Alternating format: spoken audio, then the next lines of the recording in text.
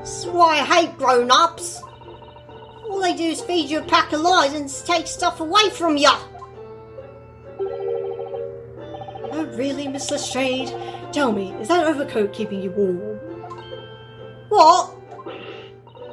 Sure, you were given that. Yeah, the D let me keep it after I looked daggers at him for long enough. He went through the pockets and said, "Go on then, have it," before telling me to scarper. Always pays off giving people a look like you ate him.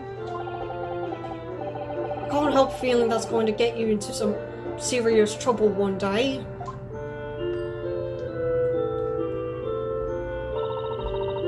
What I really wanted was a nice shiny disc, mind. The music box disc. But Mr. Winterbank said it was practically worthless. I think I'm gonna go and have another bash. Give him a long, hard stare. I think not, Miss Lestrade. We shan't enter the Winterbanks again today. Why not? That's not fair. Can't be helped, I'm afraid. The police are investigating the scene now and taking a statement from Mr. Winterbank. That's mine. I had the ticket for this coat and it was in this coat's pocket. There should be something else in all. That's what that rotting cub said, ain't it? He did mention something about another article, didn't he? Well, then that's mine too, whatever it is. Now she's really pushing her luck. Miss Lestrade, I think it's time to admit defeat. You've had your haul for the day. Yeah, and it's all your fault, Jones. So what are your plans now? Will you dine with us this evening? Yeah. Iris would be delighted to cook, I'm sure, and I might entertain you with a modest violin recital. And I've got my baby back.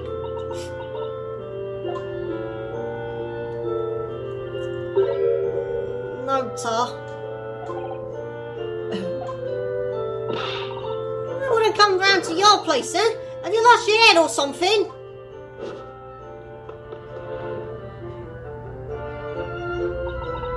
Oh dear, she's gone. Having reviled on me quite unnecessarily, I might add. I can't help wondering if perhaps she might turn up anyway. Interesting.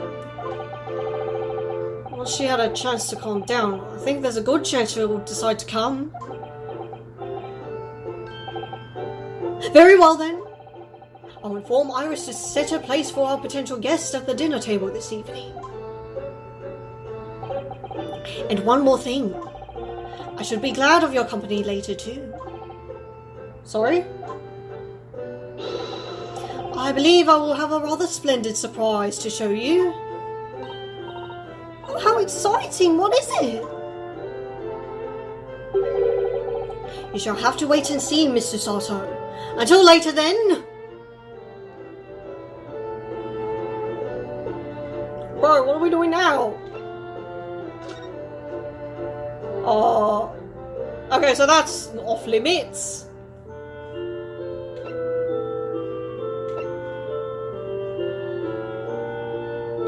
Well, yeah, we live there, don't we?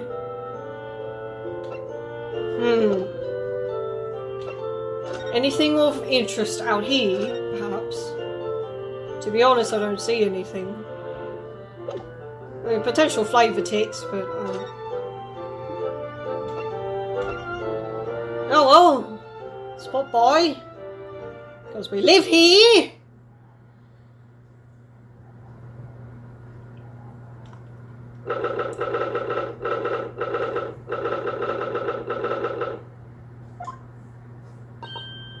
Susie, Bruno, come in, come in. Good afternoon, Iris. Thank you so much for breakfast this morning. Oh, don't mention it. Goodness, look at the time already. Busy as always. I am. I'm preparing everything for dinner this evening. Already? You're obviously cooking something special, are you? Oh yes. After all, we have a special guest joining us. Allegedly. Guess who it is? Go on. You'll never guess. Look at those little eyes of hers shining. Dear, it is awkward when you already know the answer, isn't it? And we're the ones who suggested it. It's Ginny! Isn't that exciting? What a surprise! Yes, that's wonderful news. Wow, Iris seems overjoyed at the idea. I can't wait to learn some pickpocketing tips from a real professional. Yes, that does sound like fun. I'm not sure that's entirely appropriate. Are you, Mr. Noddle-Hoddle? By the way, Iris, what's Mr. Holmes up to? Hurley? Oh, he's been like that ever since he got back. Hello, Mr. Sharms. I beg that you won't speak to me. Sorry? I don't know who you are, but kindly take your leave. As you can see, I'm not here. I don't know how to respond to that. I do apologise. When it gets like this, he's completely oblivious to everything. Yes, I see. Really, he behaves like a child sometimes, Hurley does. Mr. Sholmes and Iris have something of a parent and child relationship, don't they? Yes, except Iris is clearly the parent here. Come to think of it, I wonder where her real parents are. What's the matter, Bruno? You have ever such a funny look on your face. It's nothing! I know what it is. Why does this girl live here with Mr. Sholmes, you're wondering? Am I right? How did you...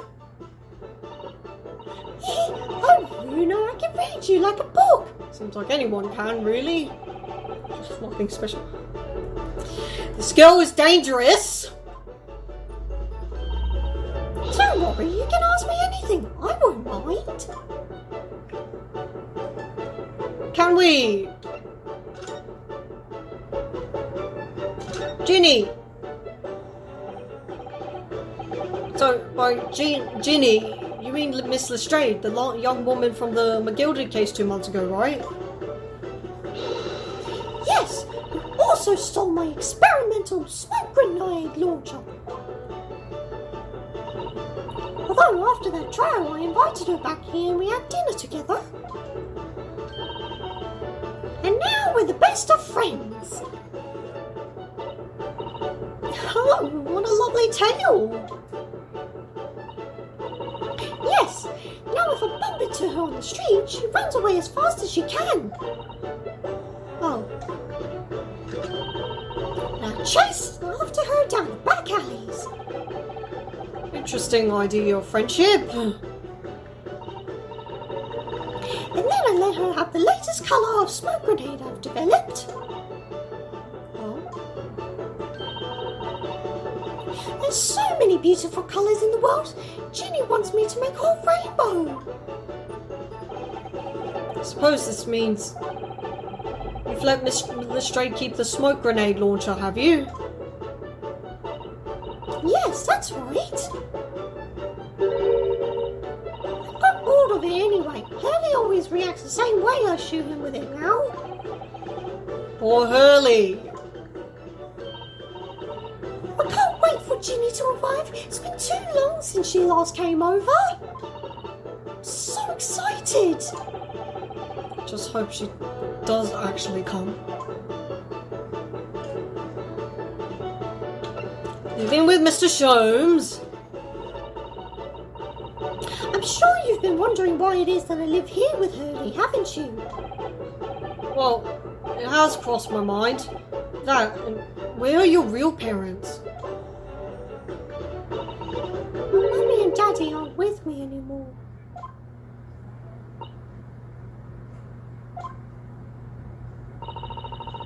Mummy passed away when I was born. And around the same time, my father...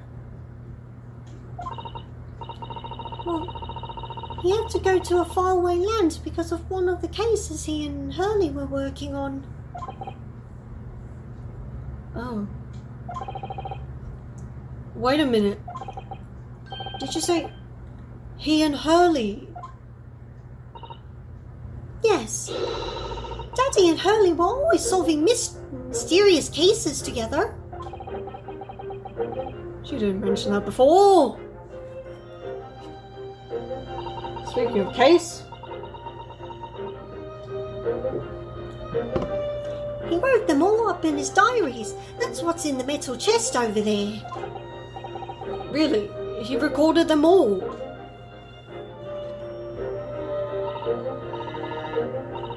You mean it's true, Mr. Sholmes really did have a partner with whom he tackled some of his most taxing cases? Oh yes. I mean, it's always nice to have one, isn't it? So Mr. Sholmes' partner was your father? Exactly.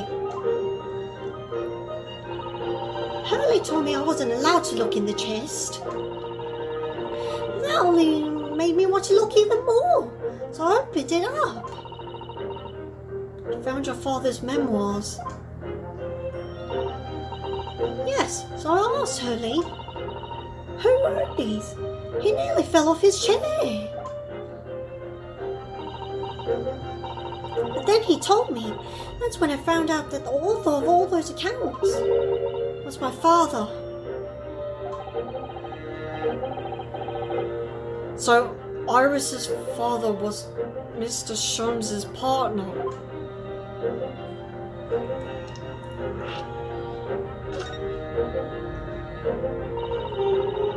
I practically lived with Hurley all my life. I was tiny when he took me in. So it came as quite a shock. When Hurley told me he wasn't really my daddy, I mean. He must have done.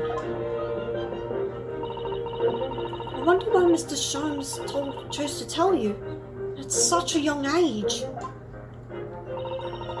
Hurley says it's because he wouldn't have been able to hide it from me. Oh? Well, having lived with Hurley all these years, you might say his ways have rubbed off on me. There are some things I can just see.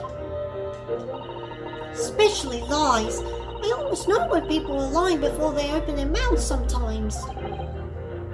Right. Anyway, I was so fascinated when I read Daddy's diaries. That's what inspired me to write The Adventures of Sherlock Sholmes, actually. I always assumed Mr. Sholmes simply told you all those thrilling stories. Oh no, Hurley's hopeless like that. He forgets everything. As soon as he's solved a case, it all but vanishes from his mind. I see. The other day it was so embarrassing. As usual, he totally forgot about the case he'd just solved. So the very next day, he gathered together all the people involved and proceeded to solve the case again. It was quite a shock for everyone. You can say that again. You share your father's surname, don't you, Iris? That's right, Wilson. Daddy is Dr. John H. Wilson. I learned from his diaries that he's a doctor of medicine, you see. That's That's what prompted me to study and study so I could earn a doctorate as well. Iris's father, who went to some distant land, and is a doctor by the name of John H. Wilson.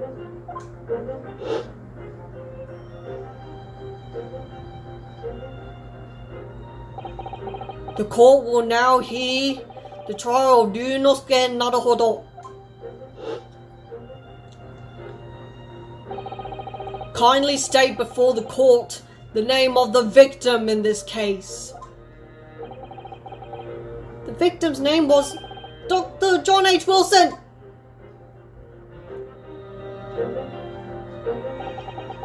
That's right. Visiting professor of medicine at Imperial Yume University. A man who, in the most bizarre of circumstances, lost his life just before we left Japan.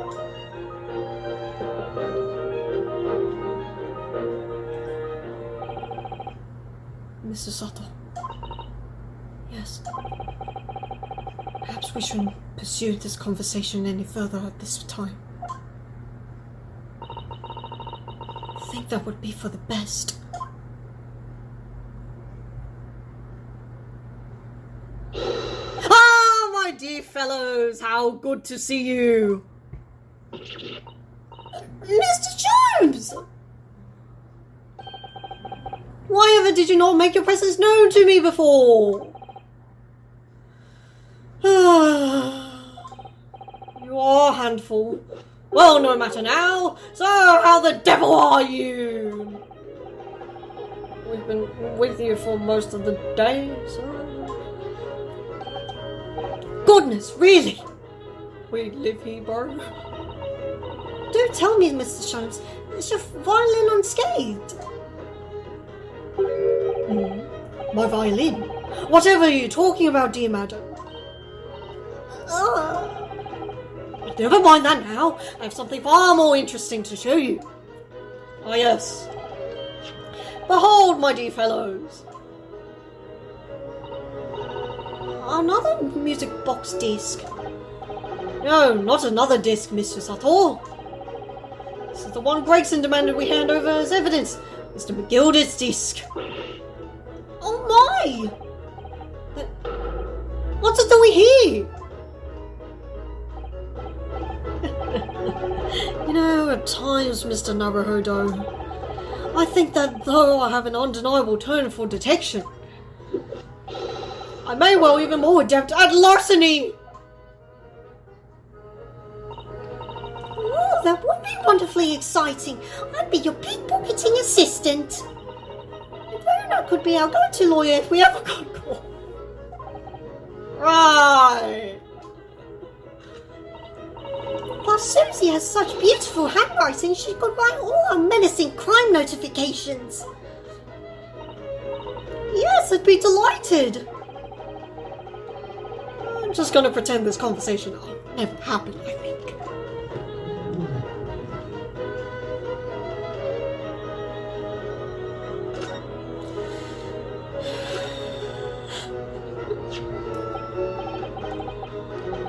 I don't understand. How did that disc come to be in your possession? I thought Inspector Gregson took it back to Scotland Yard. Quite correct. That sort of uncompromising attitude is precisely why I always carry some of this.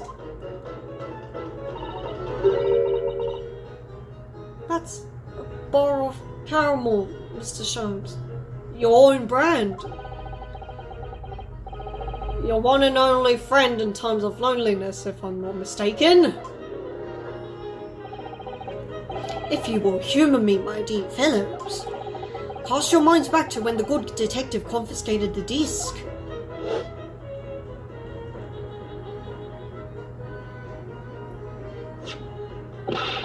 I'll be taking that, whatever it is, off Miss McGilder's down to the yard, thank you very much. So hand it over. Yes, of course. The police demand something as evidence, my dear fellow. We have no choice but to capitulate. It's all yours, Inspector.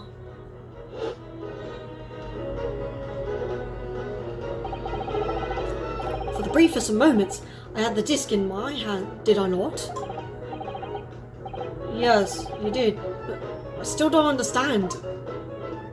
It was at precisely that moment I summoned my one and only friend into action. I pressed the disc into a pair of bars, like this. That's amazing. The disc and all the minuscule protrusions have made an image into the caramel. Indeed, this caramel is quite exceptional. I developed it myself, you know. Suitably soft for making impressions, but resistant to melting. The result of a precisely controlled solution. How extraordinary! Carrying a pair of these on one's person frequently proves very useful indeed. Take a house key, for example. Simply press and its unique form is duplicated. I can enter anybody's property at will, and never without high sucrose nourishment. Yes, it sounds illegal. From the image, I was able to create this. I confess I was most curious to know what manner of music would issue from the disc when played.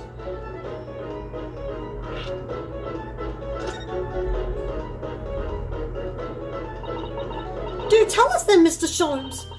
What music does the disc play? Well, unfortunately, I have no idea. No idea? None whatsoever. Are you familiar with the workings of a music box, my dear fellows? I'm afraid not. Goodness, you don't know, Bruno!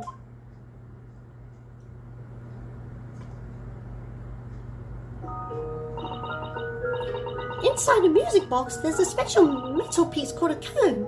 That's what produces the sound.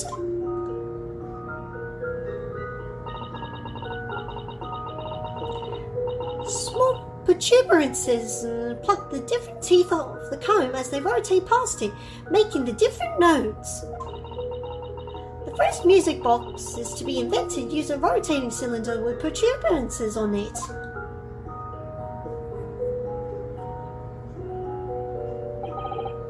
But over time, a new type of player was produced, which uses discs such as these. With that development, the popularity of music boxes spread far and wide, all around the globe. Why exactly? Because the discs are easy to produce and can be interchanged to facilitate the playing of different tunes. There are a great many firms in Europe now manufacturing music boxes as a result. It is wonderful to be able to enjoy music even when no performer is present. But it is the very success of the invention that means we are now presented with an insurmountable problem. What do you mean? As you may imagine, the construction of one firm's music box does not match that of another. We have no way of knowing in which music box this particular disc was designed to be played. There's no resolution to this problem, I'm afraid. It's quite intractable. I see. So that's why. Naturally, I tested the disc in those few music boxes I have at my disposal.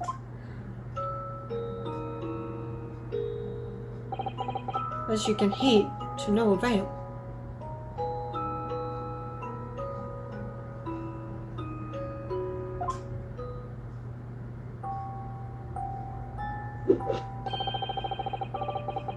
The results were equally unsatisfactory in this one.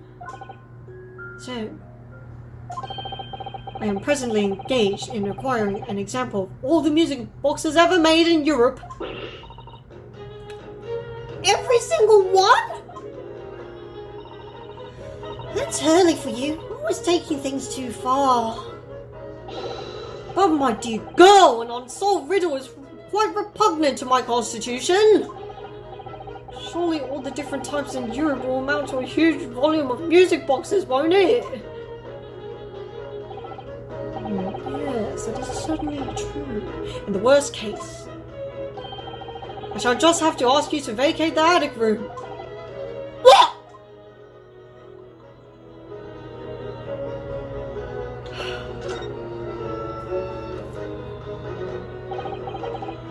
Agnes McGilded.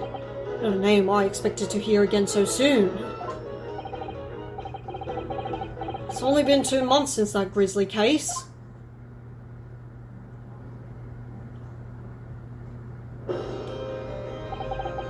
Mr. McGilded perished within hours of the trial's conclusion.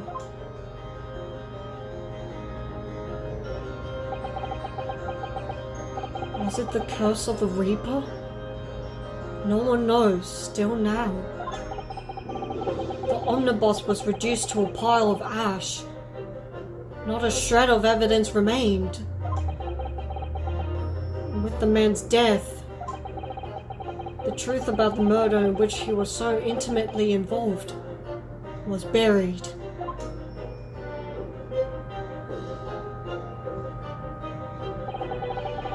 Even though we successfully established Mr. McGilded's innocence in the trial, newspapers are still claiming that it remains an unsolved case.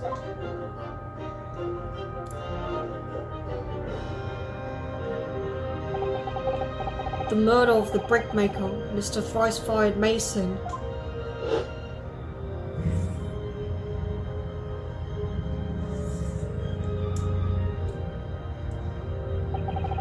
In the end, the truth of the matter remains a mystery. We still have no idea what really happened that night.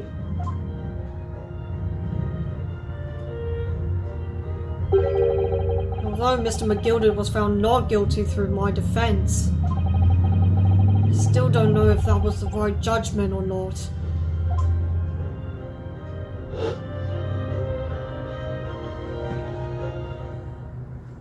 It would appear the case is not yet closed.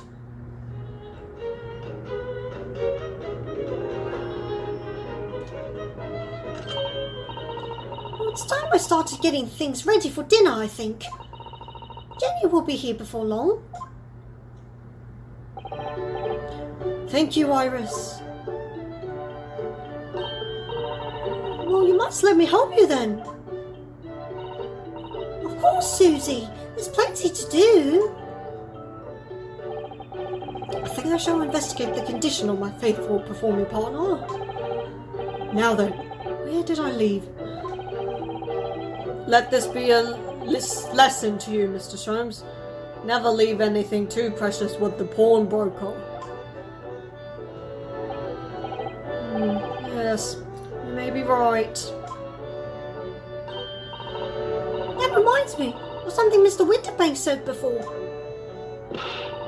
He said that he had a manuscript of Iris's in pawn, didn't he? Did he? Yes, he definitely mentioned it. Mr. Sholmes' latest tale of otherworldly mystery lies dormant in my storeroom, were his words, I believe. So you heard about that, did you? I expect you weren't as incensed as I was. Oh yes! The idea of such a wonderful story languishing in Mr. Winterbank's storeroom gathering dust! My dear madam, quite sure I told you already. The pawnbroker's storeroom is the safest place for it, more secure than a bank's vault. What about your Stradivarius, Hurley? Was that safe and secure? Well, there may be the occasional mix-up, caused by a certain impetuous someone not too far from me now. Do you have any idea how long it took me to write the basketball story, Hurley? Oh, it sounds so exciting! The Hound of the Baskervilles! I should love to read it!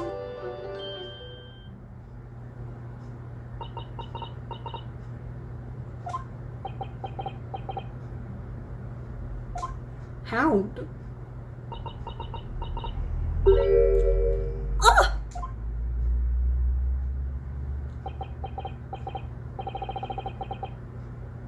What's going on here?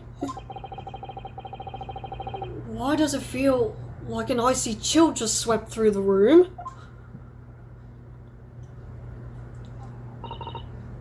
Susie, what did you just say? You said the Hound of the Baskervilles. But how could you know the full title? Oh, that's...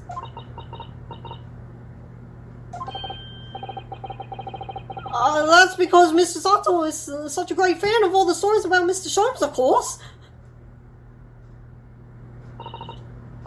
No, the Hound of the Baskervilles has never been published. What? When I showed Hurley the manuscript, he told me that I wasn't allowed to publish it yet. I don't understand. That's why he said he'd keep it safe until it was the right time for the story to be made public, you see. So that's why the manuscript is at Winterbanks. Yeah, how could Susie know its title? Well, Hurley, what's going on?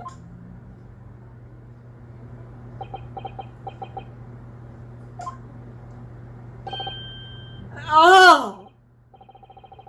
What is it, Mr. Sholmes?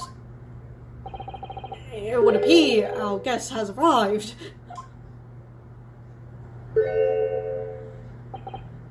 Miss Lestrade! As we've surmised, this was bad idea, and you weren't welcome. I'm going. Wait! Miss Lestrade!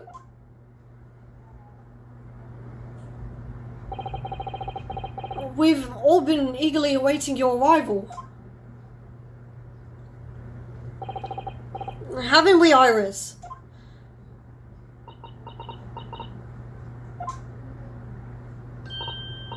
Yes, just wait there, Ginny. We'll have everything ready in a jiffy. Come along, Susie. Right, of course. It's a pleasure to see you here, Mrs. Straight. Please, make yourself at home. Don't stand in the doorway, my dear girl. Come along in. What say you to some Mendelssohn? I won't take no for an answer. Meddlesome it is, then.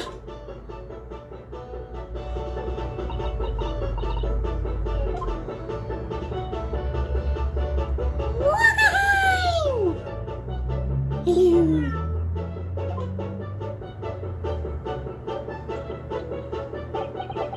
That evening, Iris prepared us all a meal that was even more delicious than usual. Mr. Sholmes' violin performance was in no way meddlesome. That was a miracle. And Gina, as we came to call her, taught us all how to steal things from one another without being noticed. Everyone thoroughly enjoyed themselves well into the night.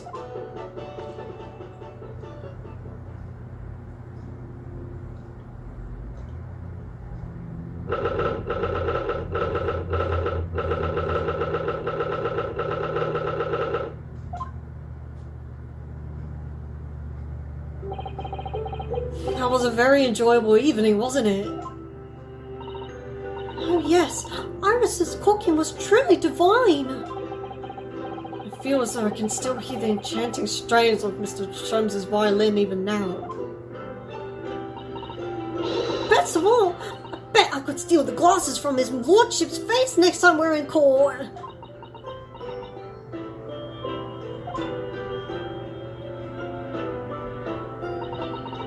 Now hold on, sir.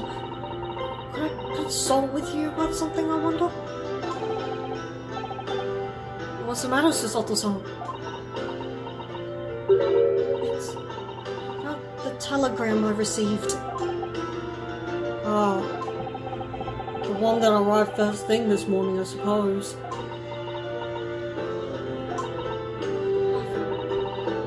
I've been summoned. What? Summoned? What do you mean? The telegram was from the Lord Chief Justice's office. Lord Strongheart has asked to see me. The Lord Chief Justice? When? Tomorrow morning. Then we have to start preparing at once. No, that won't be necessary, Naruhodo-san. I've been summoned alone. Alone? What on earth for?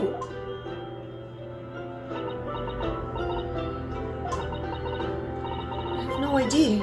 Suppose I shall find out tomorrow.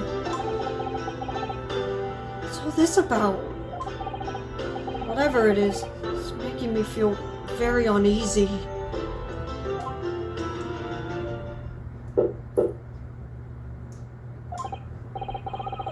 Who could that be, I wonder? Good evening, friends. Iris, hello again.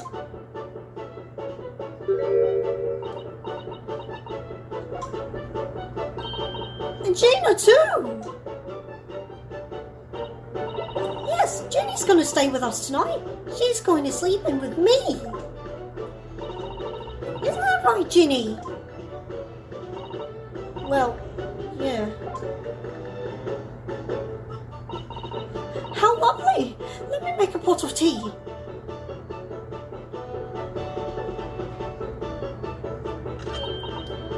You know, I've learned so much today. What in particular? All those things Ginny showed us. Wasn't it wonderful? You mean all those pickpocketing techniques? We had fun trying them out on each other, didn't we? I think I've awakened a natural talent. I could earn a living from it. Earn? You might be getting ahead of yourself a little there. So, what brings you up to our humble quarters at this late hour? Well, you see,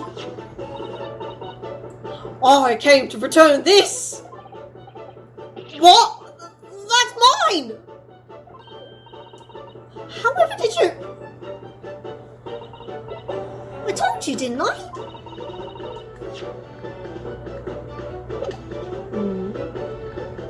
I have a natural talent for it. Yes, I've forgotten. She truly is dangerous. Iris literally is a child genius. So anyway, here, you can have it back now. Not that I really understand why you wear it though. Thank you. Right then, good night.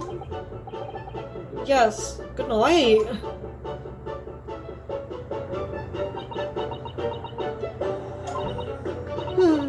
So this is your office, is it? What do you think, Ginny? I think I wouldn't fancy me chances with a lawyer what lives in a place like this. Yes, me too. Seems as though Iris here still has something she'd like to talk about. We're just gonna ignore this later, alright? She probably wants to talk about the manuscript. Yes, I suppose she probably does.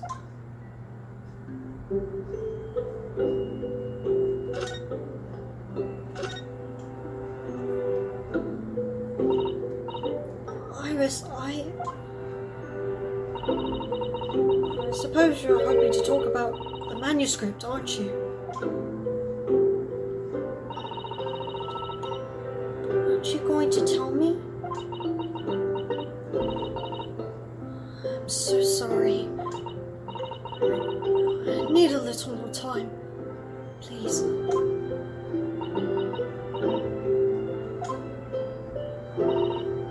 Alright, I understand. I hope I haven't made you feel awkward.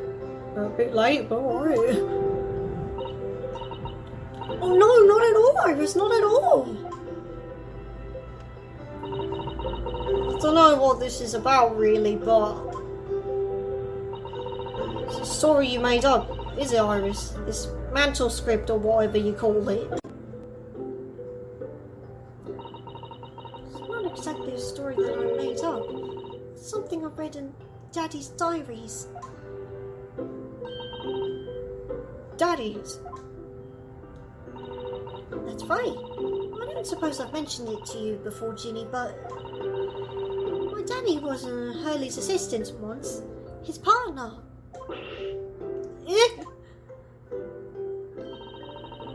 They solved all sorts of strange and mysterious cases together. Is that right, mister? I just don't know myself. Apparently so. I'm as surprised as you are, though. And Daddy wrote all the details of every single case down, you see, in his diaries. So I study them and write my stories based on what actually happened. So, where's your old man now, then? He had to go away on urgent business to a faraway land. He'll be gone a very long time. So, never really met him. Oh, right. Come to think of it, I don't know anything about Gina's parents either.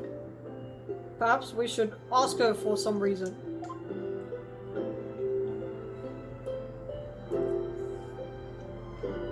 But later, the Hound of the Baskervilles. Why does this author know something that I don't? Iris, it's Hound of the Baskervilles story. I take it that's another tale inspired by your father's accounts.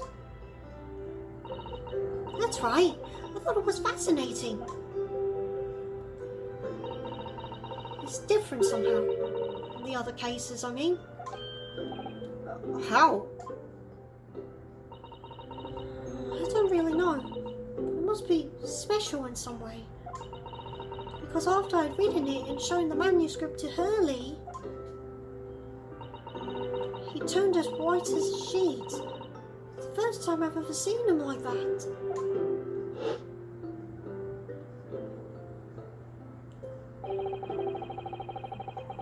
It pains me to have to say this, after you've toiled over it for so long, Iris. This story must not be published at this time, under any circumstances.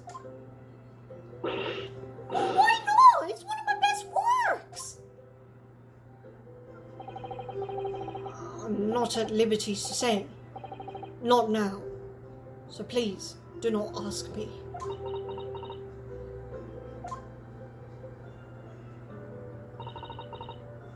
Alright then, I won't. But I do solemnly swear that I will explain everything one day, Iris, when the time is right.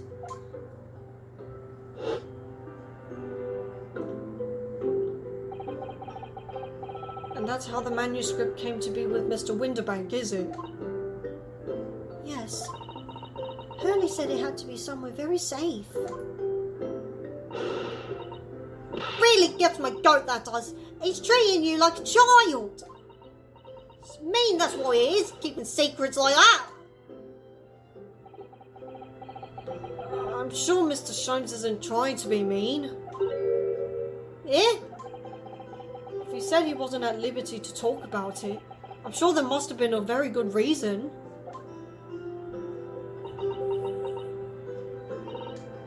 I think so too. You lot are too trusting for your own good. You can't pull the wool over my eyes. Shones is lying to Iris. I bet my life on it. What? Hurley's lying to me?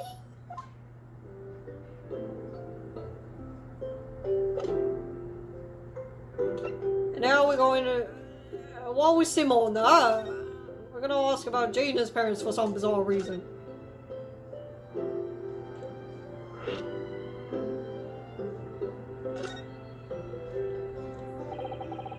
I've realised that I don't know anything about your parents, Gina. I mean, we literally just met 2 months ago. I ain't got any, have I? Never did have.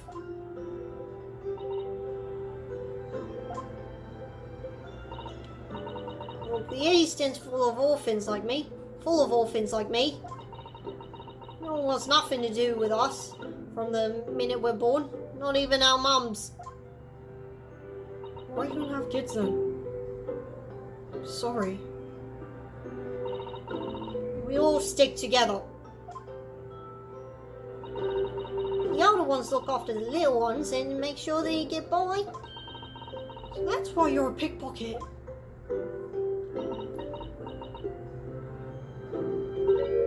Nah, diving's my life. I love it. Get a kick out of it every time I lift some pompous idiot's purse. That's how we all afford to eat. They aren't Robin Hood, aren't they? That's how I see it. Gino. I do think about it sometimes. What it'd be like to have parents, I mean. I always thought it made everything right. I haven't listened to what Iris just said. Sounds like having parents ain't always easy either. Oh.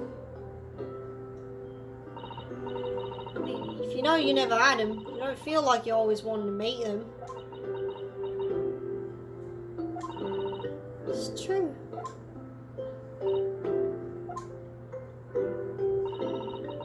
I do want to see Daddy so much. Iris.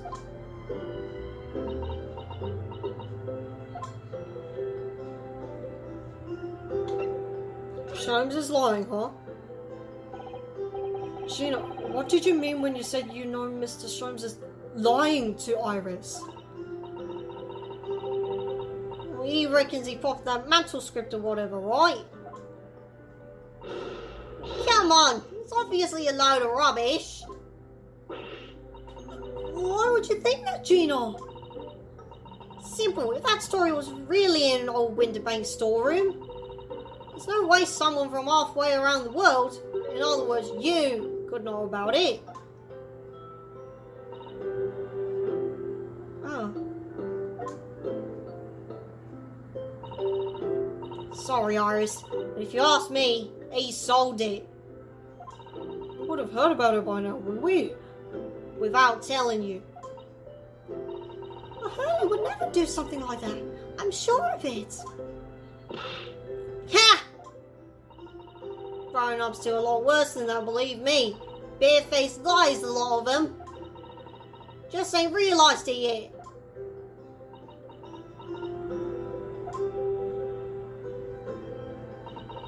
I'm telling you, the mantle script in Winterbanks. You'd soon see if you had a look.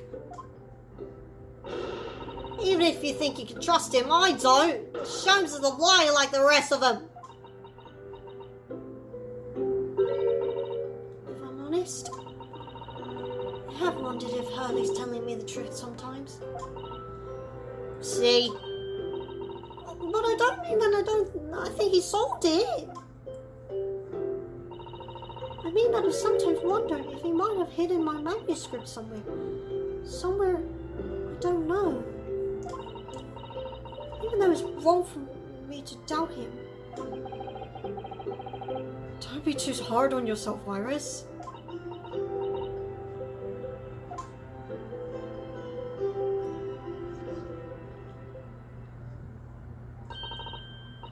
My goodness, look at the time! Come along, Ginny, we should go back downstairs. Yeah, alright. Please, don't mention any of this to Hurley, will you? Of course not. Good night then, Iris. Good night, Gina. You must let me make breakfast for you tomorrow morning. I insist. Oh, yes, please. I can't wait, Susie. Good night then.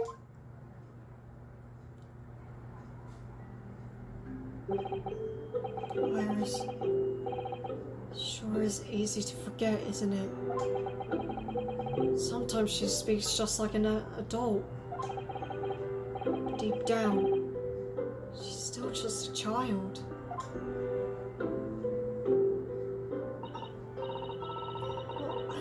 time that I turned in for the night too, Naruhodo-san.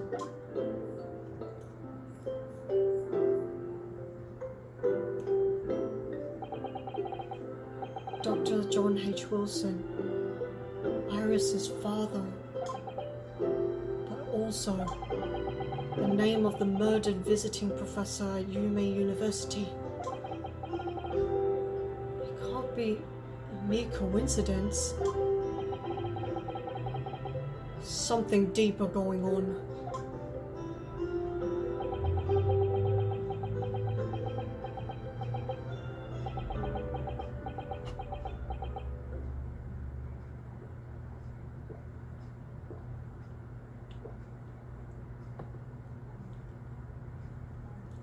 Naruhodo. Mr. Naruhodo. A voice. Oh, Mr. Sholmes. Oh, Mr. Naruhodo.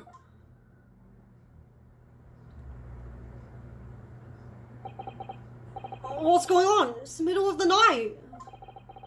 It's Mr. Straight. She's gone. Gina. She was supposed to be sleeping in Iris's room, but her bed is empty. She's an independent young woman. She probably decided to go home, no? Wherever that might be. I think not.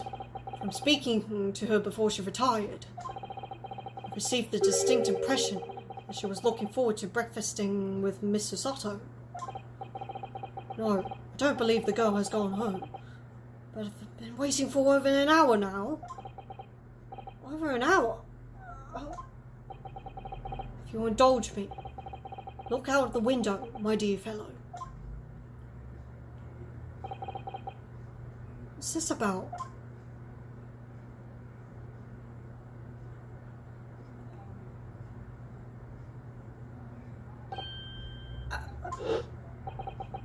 Wait a minute. Why is there a light on at this time of night?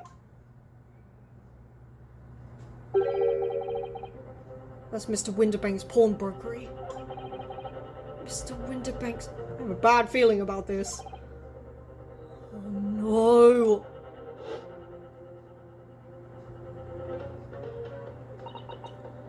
It's simple. If that story was really in old Winterbank's storeroom, there's no way someone from halfway around the world, in other words, you, could know about it. Sorry, Iris, but if you ask me, he sold it. Without telling you.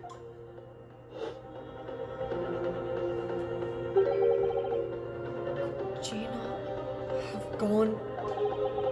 Seems you have some knowledge of the situation, Mr. Naruhodo. Not really. Well, anyway, we must investigate. At once!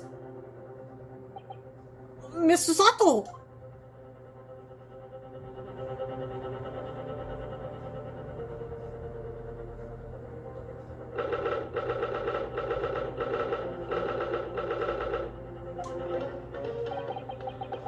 The door to Winterbank's. It's open!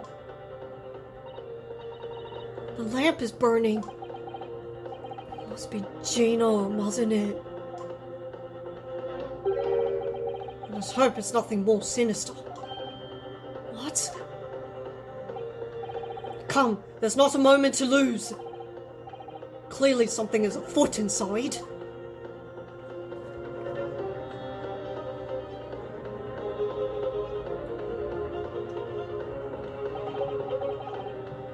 There's no one here.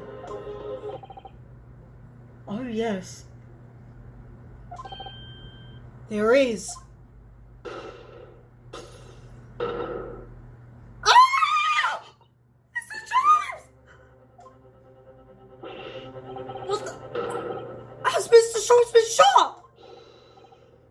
Leave me, Mr. Naruhodo! What? After them! Go! Right!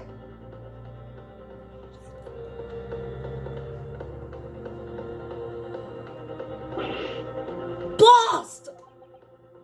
lost them. Hello, what are we? The alarm just raised from this pawnbroker, sir. Did you know something about that? Officer, come with me! It's my friend, Mr. Jones. He's been shot! Shot?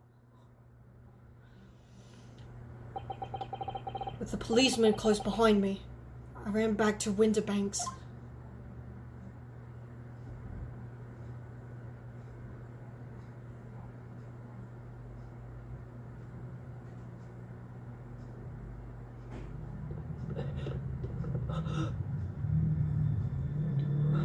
Mr. Jones! Mr. Narado, How bad is it? Never mind me, but there's much at stake. Behind that door. In the storeroom. Hurry!